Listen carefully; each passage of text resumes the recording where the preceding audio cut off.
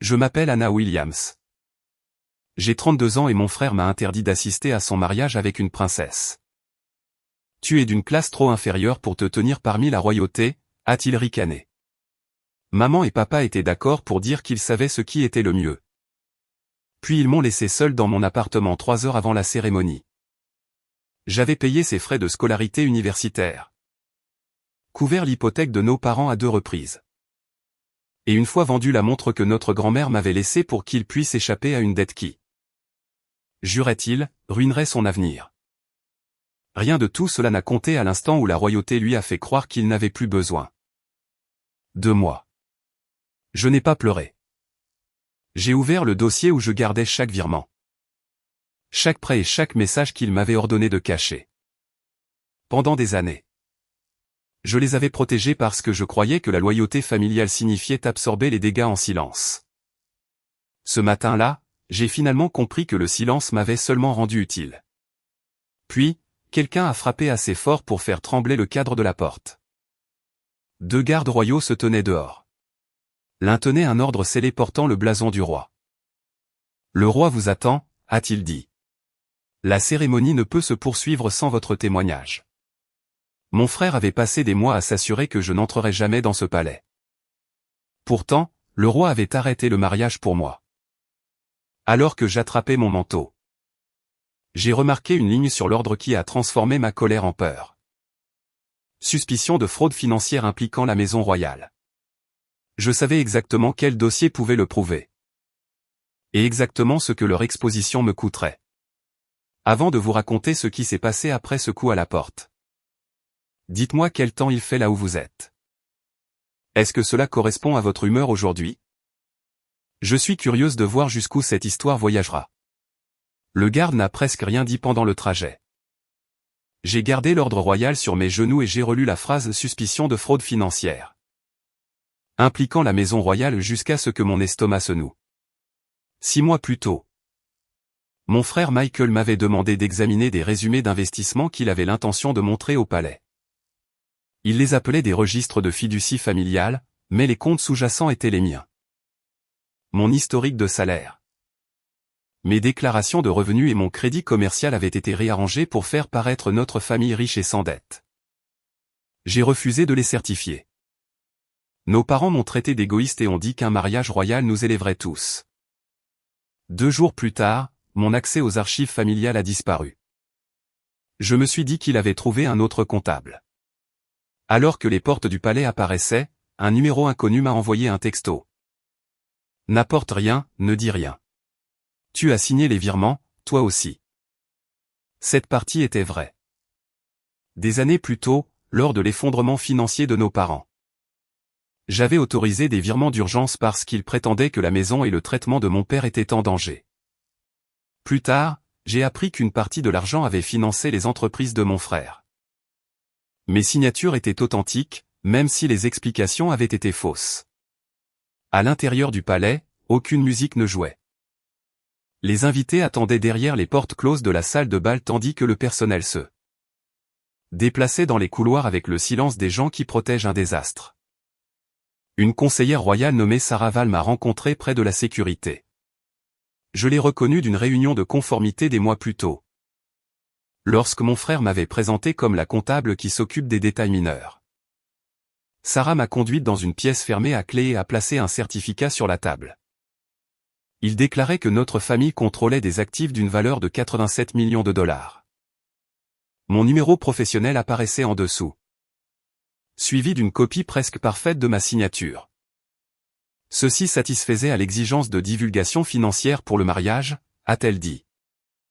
L'avez-vous signé? Non. Pourquoi le roi devrait-il vous croire? Je lui ai montré le dernier trait. Après une blessure à la main, j'avais changé ma façon de signer mon nom. La copie utilisait mon ancien mouvement. Sarah a alors révélé la raison pour laquelle j'avais été convoqué. 3 semaines plus tôt. J'avais envoyé un courriel au palais après que des demandes de vérification inhabituelles soient apparues sur mon compte. Cet horodatage existait avant que quiconque ne sache que le mariage serait arrêté. Cela ne prouvait pas mon innocence, mais cela donnait au roi une raison de m'entendre. Elle m'a montré des images de sécurité de la nuit précédente. Mon père tendait une enveloppe à un responsable financier du palais. Ma mère s'est placée devant la caméra et l'enregistrement s'est coupé. Nous pensons que quelqu'un à l'intérieur a validé la fausse déclaration, a dit Sarah. La princesse a refusé de continuer tant que le roi n'aurait pas appris la vérité. Mon téléphone a de nouveau vibré. Ce message contenait une photographie de la porte de mon appartement et 6 mots. Choisis ta licence ou ta vengeance. Sarah a appelé la sécurité, mais je savais que la menace était plus grande qu'un ordinateur volé. Elle a ensuite admis qu'elle avait commencé à interroger mon frère des mois plus tôt après qu'il se soit contredit 3 fois lors d'un examen de routine.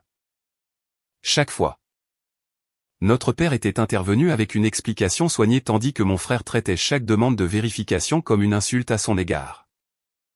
Sarah ne m'avait pas fait confiance simplement parce que j'étais sa sœur.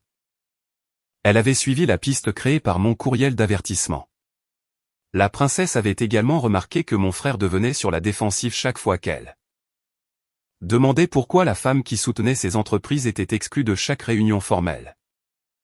Si le palais examinait tout, il trouverait les documents que j'avais signés, les avertissements que j'avais ignorés et les fois où j'avais réparé des irrégularités au lieu de les signaler. Vous pouvez partir, a dit Sarah.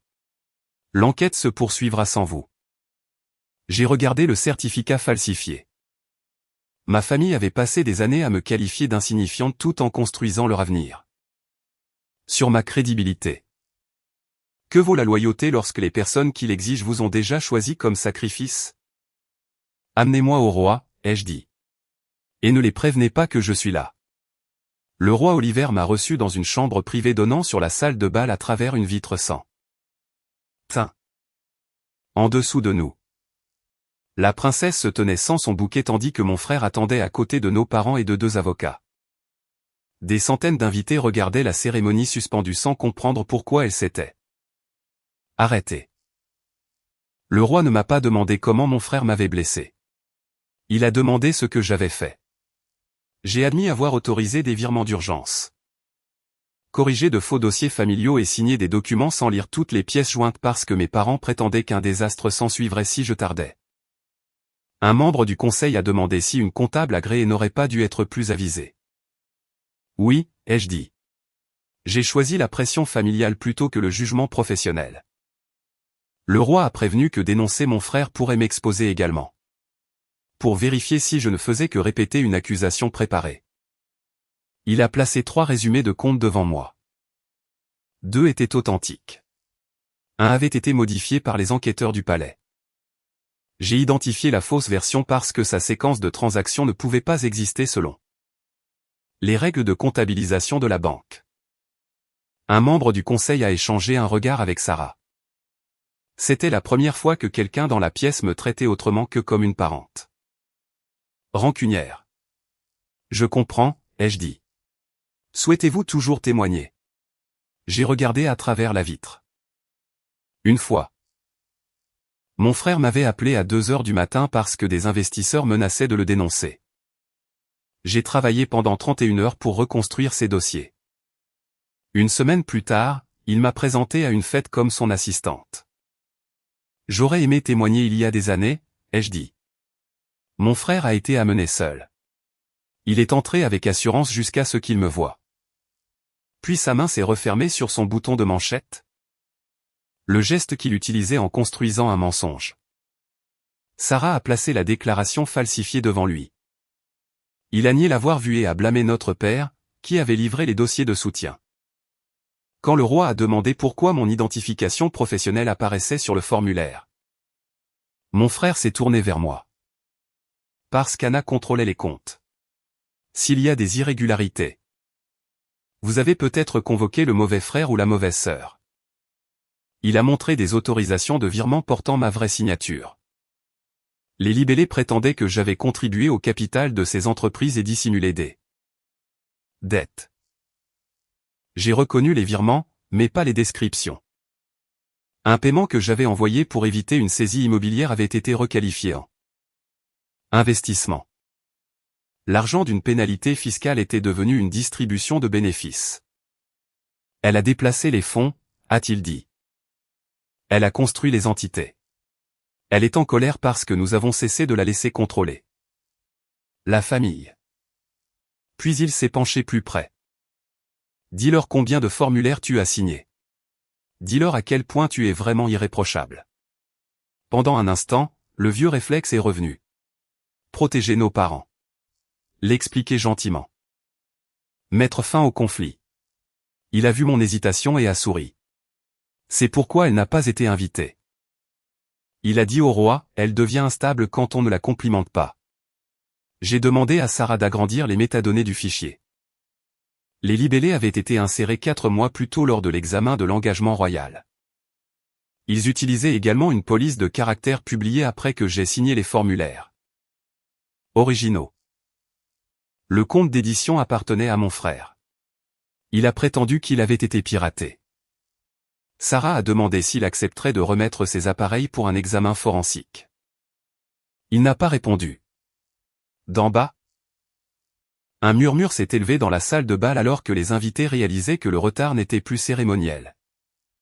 Mon frère a jeté un coup d'œil vers la vitre, calculant combien d'humiliations publiques il pouvait survivre.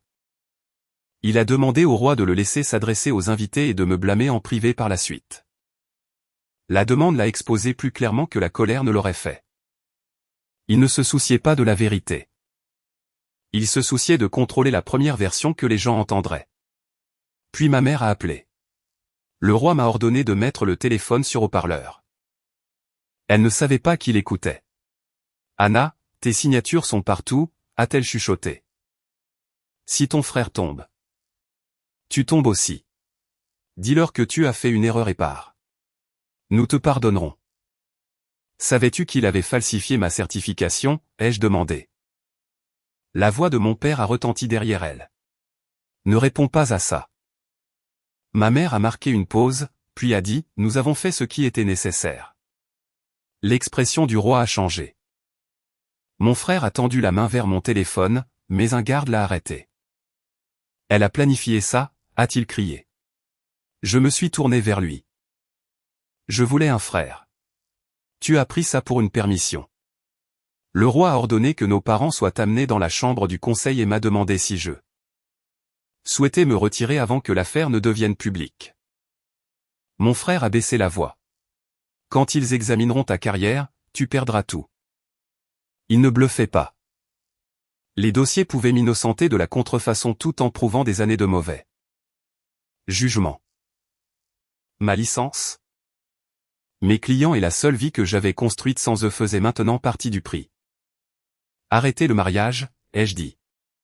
Le roi a scellé la salle de bal et a déplacé les deux familles dans la chambre du conseil. Avant que quiconque n'entre, il m'a dit que la prochaine étape ne consisterait pas à prouver que mon frère m'avait insulté. Il s'agirait de prouver l'intention. De mauvais dossiers pouvaient provenir de la négligence. Un complot exigeait un schéma. Si j'exagérais ne serait-ce qu'un seul fait, je pourrais affaiblir toute l'affaire. Cet avertissement m'a forcé à abandonner toute accusation émotionnelle et à me fier uniquement à ce que les dossiers pouvaient établir. La princesse est entrée la première et a retiré son voile avant de s'asseoir en face de mon frère. Son nom était Sophie.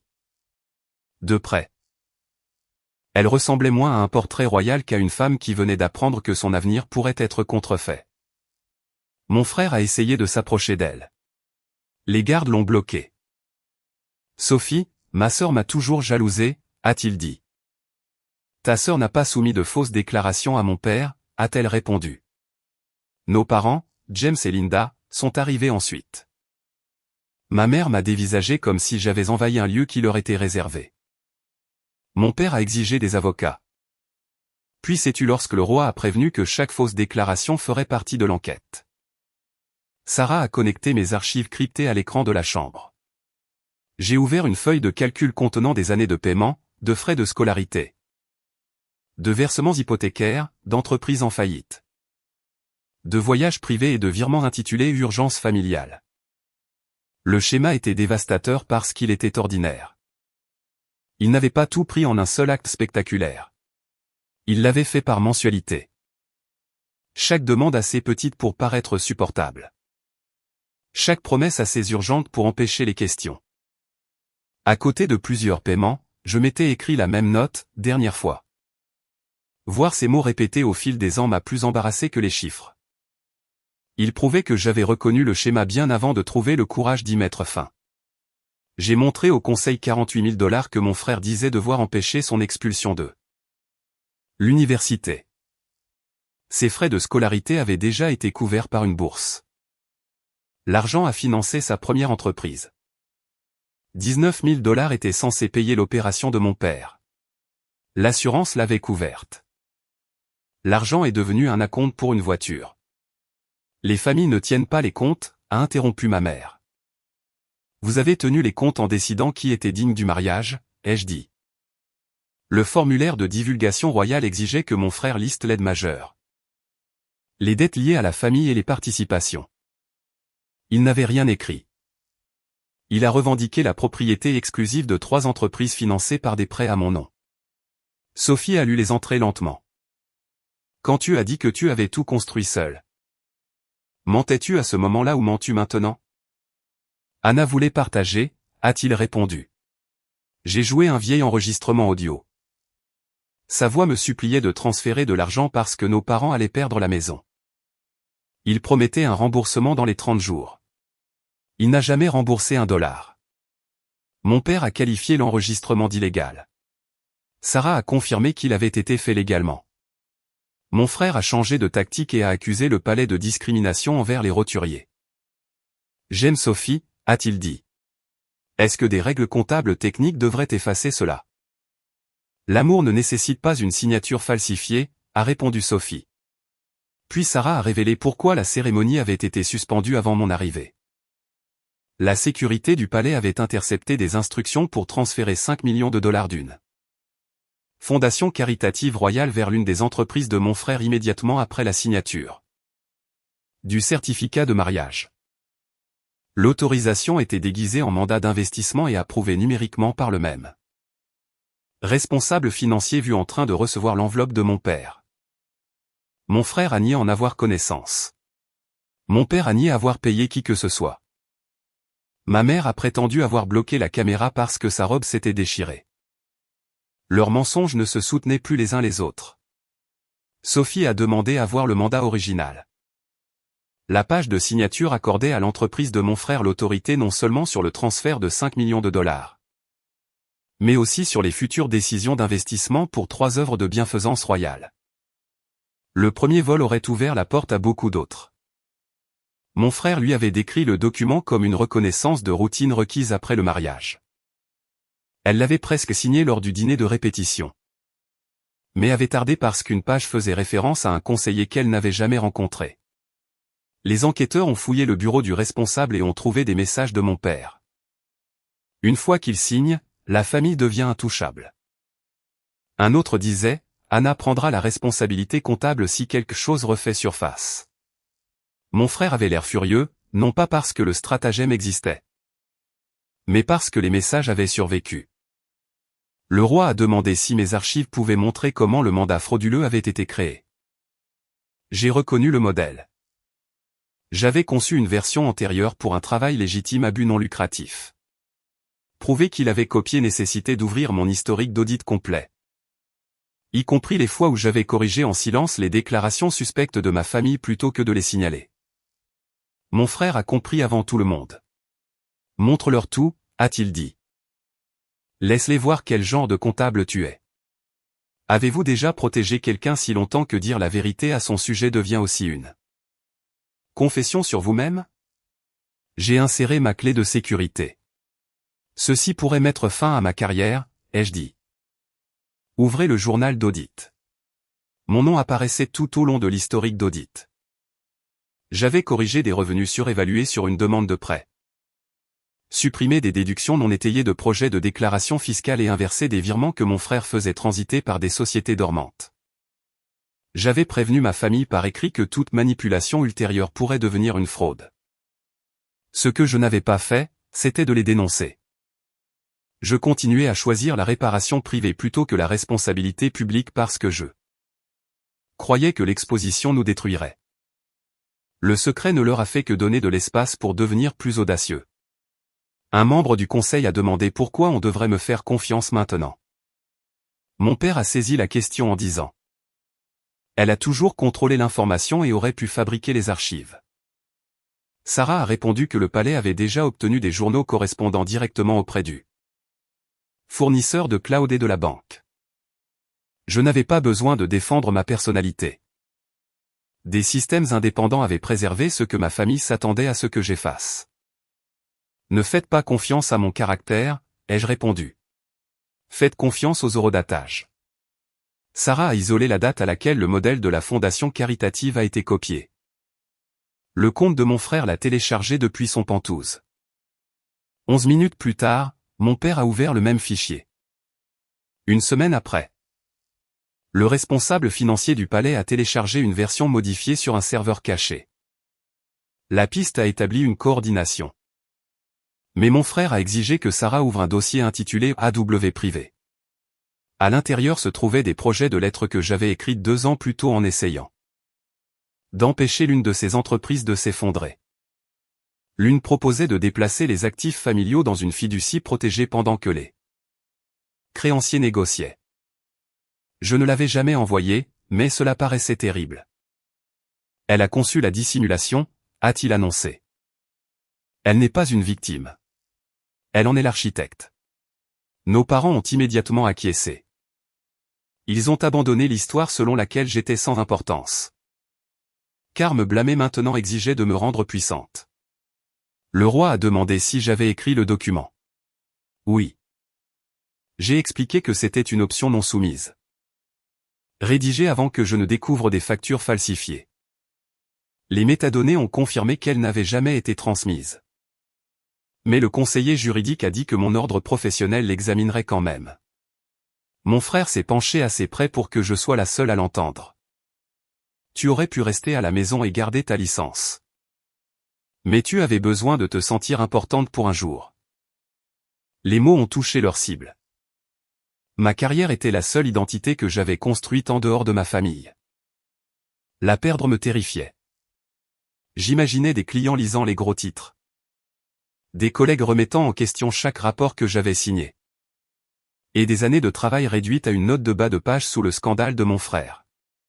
Pour la première fois de la journée, j'ai compris pourquoi il avait choisi mon identité professionnelle. Il savait que l'argent pouvait être regagné. La réputation était plus lente à réparer. Pourtant, de l'autre côté de la table, on demandait à Sophie d'échanger la vérité contre un beau mensonge public. Continuez, ai-je dit. Sarah a ouvert les documents d'investissement de mon frère. Il me nommait faussement directrice financière et m'attribuait la responsabilité de la conformité réglementaire. Un contrat de travail falsifié me donnait 10% de la propriété d'entreprise que je n'avais jamais gérée. Il m'avait rendu assez importante pour valider ses affaires et assez jetable pour être blâmée. Sophie a demandé pourquoi il n'avait jamais divulgué ma prétendue propriété. Les structures privées sont compliquées, a-t-il dit. Non, a-t-elle répondu. Elles sont compliquées quand elles sont réelles. Ceci est simplement malhonnête. Il l'a accusée de l'humilier et lui a rappelé qu'elle avait promis de se tenir à ses côtés. Sophie s'est levée. J'ai promis de me tenir aux côtés de l'homme que tu prétendais être. Elle a retiré sa bague de fiançailles et l'a posée sur la table. Ce petit son a mis fin au mariage plus complètement que n'importe quel ordre royal. Mon frère a fixé la bague, puis s'est tourné vers moi. Es-tu satisfaite? Tu as tout ruiné. J'ai arrêté de financer l'illusion. Sarah a reçu une autre mise à jour de la sécurité. Quelqu'un avait forcé la porte de mon appartement.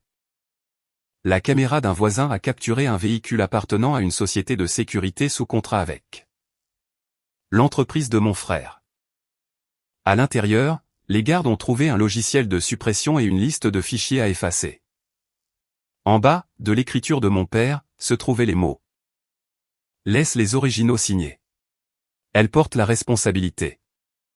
Mon père a nié l'avoir écrit jusqu'à ce que des échantillons d'écriture provenant de formulaires du palais soient affichés à côté de la note. Ma mère s'est mise à pleurer et a dit qu'elle avait seulement voulu le respect. Est-ce que le respect m'a déjà incluse, ai-je demandé. Elle a détourné le regard. Le responsable financier du palais a été amené sous bonne garde. Confronté au message de son second téléphone, il a demandé une protection et a avoué. Mon père l'avait soudoyé pour valider les déclarations. Mais le transfert de 5 millions de dollars avait été l'idée de mon frère. Lors d'une réunion dans les archives de la cathédrale, mon frère avait dit. Une fois que je serai le gendre du roi, personne n'audite le marié. La voix du roi est devenue calme. Vous aviez l'intention de transformer le mariage de ma fille en une arme financière. Mon frère a qualifié les aveux de mensonges. Mais le responsable connaissait des détails que les enquêteurs n'avaient pas révélés. Avant la fin de l'audience préliminaire, mon frère a fait une dernière offre. Il a dit qu'il annulerait le mariage lui-même. Rembourserait l'œuvre de bienfaisance et signerait un règlement confidentiel si le roi gardait l'affaire privée. Sophie le regarda avec incrédulité. Même après les aveux. Il pensait encore que les dommages étaient une négociation et le mariage une monnaie d'échange. Le roi a refusé. La vie privée protège les erreurs, a-t-il dit. Elle ne protège pas un vol planifié. L'audience préliminaire a pris fin. Le roi a transféré les preuves aux autorités nationales. A gelé l'accès à la fondation caritative et a ordonné que ma famille soit détenue séparément pendant que les mandats étaient préparés. Puis il m'a fait face. Votre coopération n'efface pas vos échecs. Je comprends. Vos dossiers seront transmis à votre ordre professionnel. J'ai hoché la tête alors que le coup devenait réel. Mon frère guettait un regret. J'ai refusé de le lui donner. Le roi a ajouté que ma divulgation complète, y compris les preuves contre moi-même, serait incluse dans le renvoi. Ce n'était pas un pardon. C'était un contexte. La vérité ne ressemblait pas à une victoire. C'était comme se tenir sans armure pendant que toutes les conséquences approchaient en même temps. Le palais a annoncé l'annulation du mariage avant le coucher du soleil. Sa déclaration confirmait de graves fausses déclarations et une tentative de transfert non autorisé. D'une œuvre de bienfaisance royale. Mon frère avait imaginé quitter le palais aux côtés d'une princesse pendant que le monde le célébrait. Au lieu de cela, il est parti par un couloir sécurisé. Son téléphone scellé comme preuve et sa veste de smoking retirée. Nos parents ont été emmenés dans des véhicules séparés. Ma mère a appelé mon nom. Pendant une seconde, l'instinct m'a dit de la suivre. J'avais passé ma vie d'adulte à répondre chaque fois qu'elle avait l'air effrayée. Puis je me suis souvenu de son silence après que j'ai posé des questions sur la contrefaçon. Je suis resté où j'étais. Les enquêteurs ont gelé les entreprises de mon frère et ont découvert des virements circulaires. Utilisés pour créer une fausse croissance. Les créanciers ont déposé des réclamations d'urgence. Son pantouse a été saisi, ses voitures reprises. Et d'anciens employés ont produit des registres de salaires impayés et de contrats fabriqués. Le cabinet de conseil de mon père a perdu ses clients. La maison de mes parents a été placée sous séquestre judiciaire car elle garantissait des dettes non divulguées. Le statut qu'ils avaient acheté avec mon nom s'est effondré plus vite qu'ils ne l'avaient construit. Les invitations ont disparu. Les adhésions au club ont été suspendues et les organisations qui louaient autrefois leurs liens avec la royauté ont retiré leur nom des murs des donateurs. Aucune de ces pertes n'importait autant que les notifications légales arrivant chaque matin. Mais je savais qu'elles importaient à mes parents. Ils avaient traité l'apparence comme une preuve de valeur. Maintenant, l'apparence était la première chose qui leur était enlevée. Sophie a publié une seule déclaration. Elle avait mis fin aux fiançailles parce qu'un consentement basé sur une tromperie matérielle n'était pas un consentement. Elle n'a pas insulté mon frère. Sa clarté lui a refusé l'histoire qu'il voulait. Celle d'une sœur jalouse et d'un palais impitoyable qui lui avait volé son bonheur. 3 jours plus tard, il a demandé une réunion. Nous nous sommes assis dans une salle d'interrogatoire du gouvernement avec 2 observateurs. Sans le palais et l'attention. Il ressemblait au garçon qui attendait autrefois devant ma chambre après des cauchemars. Puis il a parlé. Tu peux arranger ça. Il voulait que je prétende avoir autorisé les dépôts et mal compris le transfert de la fondation. En échange, il a dit que nos parents me protégeraient lors de l'enquête professionnelle. Papa a encore des relations, a-t-il dit. Même alors, il croyait que l'influence ne s'épuisait jamais. Je lui ai dit que les journaux d'audit étaient authentifiés et que le responsable du palais avait avoué. Il a traité l'homme de faible. J'ai dit que Sophie avait mis fin aux fiançailles publiquement. Elle reviendra. Non, ai-je répondu. Elle a rencontré le vrai toi. Il a frappé la table et m'a accusé de l'avoir empoisonné. Puis il a dit que j'avais acheté la dépendance de la famille parce que le fait d'être nécessaire me faisait me sentir supérieur. L'accusation contenait assez de vérité pour faire mal. J'avais résolu des problèmes que personne ne m'avait demandé de résoudre parce que l'utilité me semblait plus sûre que l'amour. Mais cela ne faisait pas de ces choix les miens.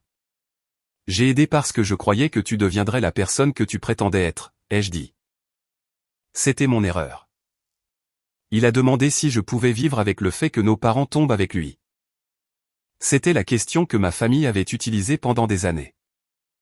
Peux-tu vivre avec ce qui se passera si tu arrêtes de nous sauver? Oui, ai-je dit, parce que ce qui se passera ensuite appartient aux personnes qui l'ont choisi. Les procureurs ont plus tard accusé mon frère de tentative de fraude, de dépôt falsifié, de complot, d'obstruction et d'accès non autorisé à des dossiers financiers. Mon père a été accusé de corruption et de coordination de la tentative de destruction de preuves. Ma mère faisait face à des accusations de fausses déclarations et de complot. Leurs actifs sont restés gelés. Le Conseil royal les a définitivement bannis des événements du palais et les contrats de mariage. Annulés ont laissé les entreprises de mon frère redevables de coûts énormes. Ils n'ont pas seulement perdu un mariage. Ils ont perdu les entreprises, la réputation, la propriété et la protection que le mariage, croyait-il, leur assurerait. Ma propre reddition de comptes est arrivée en même temps. Mon ordre professionnel a suspendu ma licence pendant l'examen. Les clients ont mis fin à leur contrat. Les frais juridiques et la perte de revenus m'ont forcé à vendre mon appartement. La carrière que j'avais utilisée comme preuve que j'étais différente de ma famille a soudainement disparu. Certaines pertes ne reviennent pas simplement parce que vous devenez enfin courageux. Pendant des semaines, je me suis réveillé sans bureau où aller et sans parents appelant à l'aide. Ma mère laissait des messages vocaux me demandant d'expliquer des documents juridiques comme si j'étais encore l'employé de la famille. Mon père envoyait des instructions par l'intermédiaire de son avocat, pas des excuses. Je n'ai supprimé ni l'un ni l'autre. Je les ai gardés pour les enquêteurs, puis j'ai arrêté d'écouter. La limite semblait cruelle jusqu'à ce que je reconnaisse qu'il m'avait entraîné à confondre l'accès avec l'amour. Avais-je détruit ma vie pour exposer la leur? J'ai répondu à toutes les questions du régulateur et fourni les dossiers de mes propres échecs aussi soigneusement que j'ai fourni les preuves des leurs. Je n'ai pas excusé les brouillons, les avertissements ignorés ou les signatures faites sous pression. Je les ai expliqués. Pendant l'examen, Sophie a demandé à me rencontrer. Nous nous sommes assises dans un jardin tranquille, loin des caméras. Elle m'a dit que mon frère l'avait progressivement isolée des conseillers qui remettaient en question ses finances et la pressait de signer immédiatement des mandats post-mariage. Mon témoignage avait interrompu plus qu'un transfert. Il avait arrêté un avenir construit sur le contrôle. Avant de partir, elle m'a demandé ce que je ferais si ma licence était révoquée. Je ne sais pas. Alors construis quelque chose qui ne t'oblige pas à disparaître à l'intérieur des urgences des autres, a-t-elle dit. Des mois plus tard, l'ordre a rendu sa décision. Ma licence serait suspendue pour 1 an. Suivi d'une pratique supervisée et d'une formation en éthique. Il a constaté de graves manquements au jugement. Mais aucune participation à la contrefaçon ou à la tentative de vol. J'ai perdu le chemin que j'attendais, mais pas le droit de reconstruire. L'ordre m'a également demandé de parler anonymement lors d'un séminaire d'éthique sur la coercition familiale et les limites professionnelles. Me tenir devant d'autres comptables et décrire mes échecs était plus humiliant que de faire face au Conseil royal. Parce qu'aucun méchant ne se tenait à mes côtés pour absorber le blâme. Pourtant, cet inconfort est devenu la première conséquence qui m'a réellement changé. Mon frère a envoyé un message par l'intermédiaire de son avocat. Elle s'en sort toujours. Il croyait encore que la responsabilité ne comptait que si elle me détruisait complètement. C'est pourquoi il ne l'a jamais comprise. La responsabilité n'était pas l'anéantissement. C'était perdre le droit de se cacher de ce que l'on avait choisi. Les procès ont commencé 8 mois après l'arrêt du mariage. Mon père a plaidé coupable lorsque les enquêteurs ont présenté les registres de Potvin et les images des archives de la cathédrale. Il a reçu une peine de prison, a renoncé à son cabinet et a été condamné à payer des dédommagements. Ma mère a accepté l'assignation à résidence, les travaux d'intérêt général et des sanctions financières. Elle a écrit 6 lettres. La première blâmait mon frère, la deuxième mon père et la troisième la pression royale. Ce n'est que dans la 6e qu'elle a écrit « Je savais qu'ils utilisaient ton nom.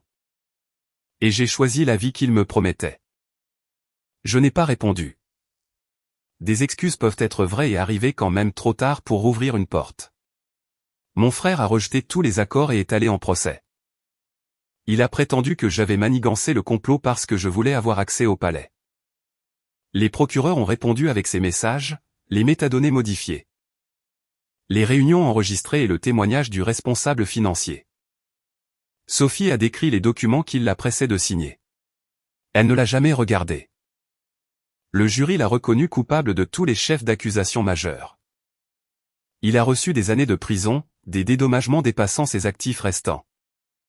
Une interdiction permanente de gérer des sociétés réglementées. Et des jugements civils d'investisseurs et d'anciens employés. Son mariage royal est devenu l'événement qu'il a exposé, pas celui qu'il a élevé. Mes parents ont perdu la maison, après tout. J'ai regardé la vente de l'autre côté de la rue et j'ai ressenti du chagrin plutôt que du triomphe. Les histoires de vengeance promettent souvent que voir des gens cruels tout perdre guérira la personne qu'ils ont blessée. Cela ne fonctionne pas aussi nettement. Leur chute m'a apporté la sécurité. La paix est venue plus tard, à travers des choix plus petits. Elle est venue la première fois que j'ai laissé un téléphone sonner sans supposer qu'un désastre était ma responsabilité. Elle est venue quand j'ai payé mon propre loyer avant de résoudre la crise de quelqu'un d'autre. Elle est venue quand un client m'a demandé de cacher la dette d'un parent et que j'ai dit non sans offrir 10 alternatives plus douces. J'ai suivi une formation en éthique et j'ai travaillé sous supervision dans une organisation à but non lucratif aidant les gens à démêler les dettes créées par des proches. J'ai arrêté de répondre aux demandes déguisées en urgence. 1 an après ma suspension, ma licence a été rétablie sous condition. J'ai fondé un petit cabinet de défense financière pour les personnes dont les familles avaient utilisé l'amour comme levier. Ma première cliente était une femme dont le frère avait ouvert des lignes de crédit à son nom. Puis avait qualifié la divulgation de trahison. Quand elle a demandé pourquoi elle se sentait encore coupable, je lui ai dit que la culpabilité survit souvent longtemps après la fin de l'obligation. Je parlais à nous deux. Sarah a aidé à concevoir des procédures de signalement sécurisées. Sophie a financé un programme d'éducation publique distinct avec chaque contribution divulguée et auditée. Nous ne sommes jamais devenus les amis proches que les journaux imaginaient. Nous sommes devenus quelque chose de plus honnête. 2 femmes qui s'étaient rencontrées au bord de la même tromperie et qui ont refusé de la laisser nous définir. À l'anniversaire du mariage annulé, mon frère a envoyé une dernière lettre. Il a écrit que la famille serait encore ensemble si j'étais restée silencieuse. Pour la première fois, la phrase ne m'a pas fait mal. Il avait raison. Nous serions peut-être restés ensemble, liés par la dette, la peur, les signatures falsifiées et la certitude que ma vie serait sacrifiée chaque fois que son ambition l'exigerait. Le silence aurait pu préserver cette famille. La vérité y a mis fin. J'ai placé sa lettre dans le dossier qui contenait autrefois chaque paiement que j'avais fait pour les sauver. Puis je l'ai refermé, non pas comme une arme, mais comme le registre d'une vie que je ne financerai plus jamais.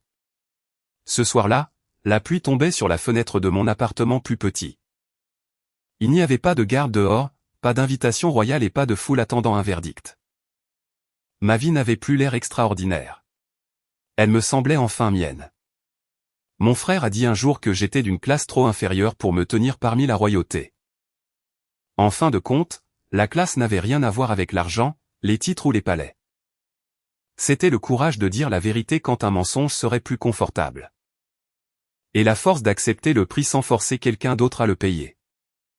Le roi a arrêté le mariage parce qu'il avait besoin de mon témoignage. J'ai arrêté d'être le bouclier de ma famille parce que j'avais enfin besoin de ma propre vie. C'était la partie qu'aucune couronne ne pouvait me donner et que personne ne pouvait m'enlever.